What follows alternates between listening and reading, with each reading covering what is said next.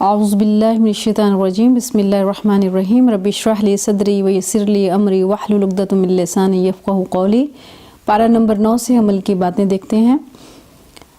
Number 1، اچھے حالات میں اللہ کو برے حالات سے زیادہ یاد کرنا ہے، یہ ایک امتحان ہے۔ نمبر 2، حق کو فوراً قبول کرو، اللہ کے راستے میں خرچ کرو۔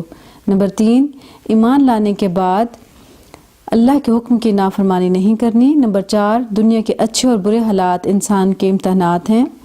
نمبر 5، اللہ کو اس کی تخلیق، اس کی قدرت سے پہچانو۔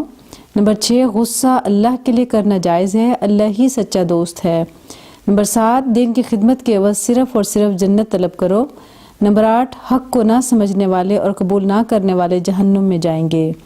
نمبر 9، غیب کا علم اللہ کے سوا کسی کو نہیں ہے۔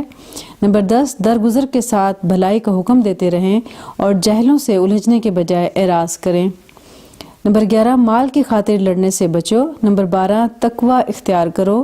نمبر 13، تنگی اور خوشحالی میں آزمانے کا مقصد انسان اللہ کے آگے عاجزی اختیار کرے۔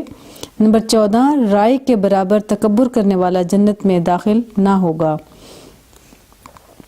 نمبر 15، دنیا اور آخرت میں کامیابی اللہ اور اس کے رسول صلی اللہ علیہ وآلہ وسلم کی اطاعت میں ہے۔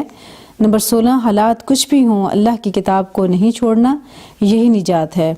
نمبر 17، علم دین حاصل کر کے دنیا کی طرف نہیں لپکنا۔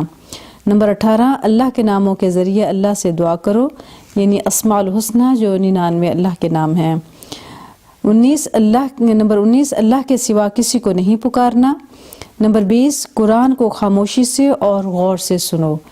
اللہ تعالیٰ ان تمام احکام پر اور اعمال پر ہمیں عمل کرنے کی توفیق عطا فرمائے، آمین یا رب العالمین۔ وآخر دعوانا ان الحمد للہ رب العالمین۔ السلام علیکم ورحمۃ اللہ وبرکاتہ۔